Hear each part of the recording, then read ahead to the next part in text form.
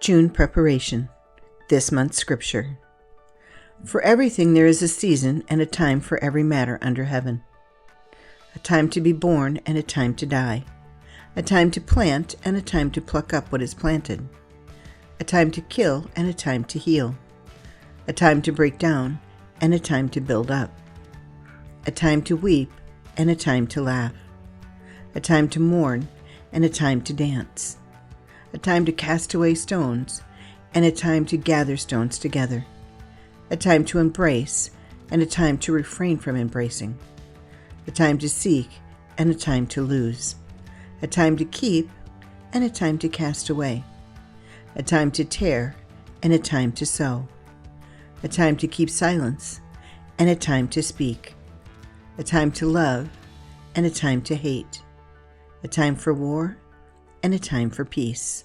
Ecclesiastes 3, verses 1 to 8, the English Standard Version. Preparation for this month. When preparing for the month ahead, think about the following.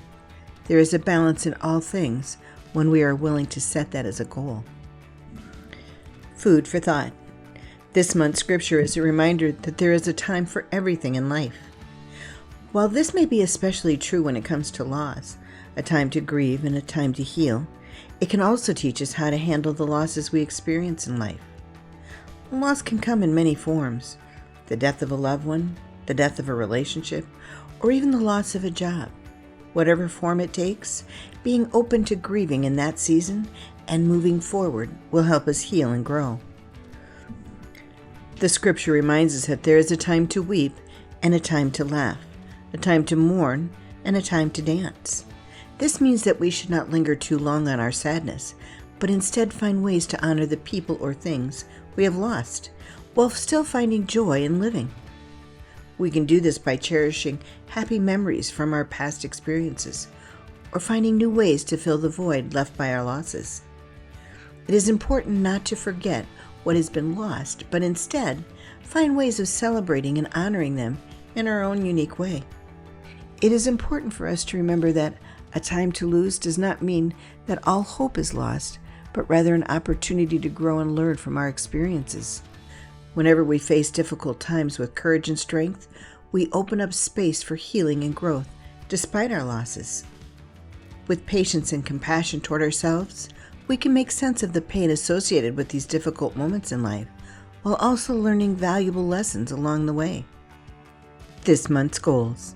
This month's scripture reminds us of the importance of taking time for both work and play, embracing joy and sorrow, and seeking what we need while also letting go of what no longer serves us. By utilizing this month's scripture as inspiration, we can set realistic goals that bring forth meaningful growth and success. Here are some ideas or prompts to help you get started. How can you use the wisdom of this month's scripture as inspiration when making decisions this month? What do you need to let go of in order to make room for the new? What are some activities that bring you joy and relaxation? Based on this month's scripture, what is something specific that you want to accomplish this month? How can you break down your goals into smaller, achievable steps? What resources, people or otherwise, will be beneficial in helping you achieve your goals? Is there a project or goal that can be put on hold for now so that you can focus on what's most important to you right now?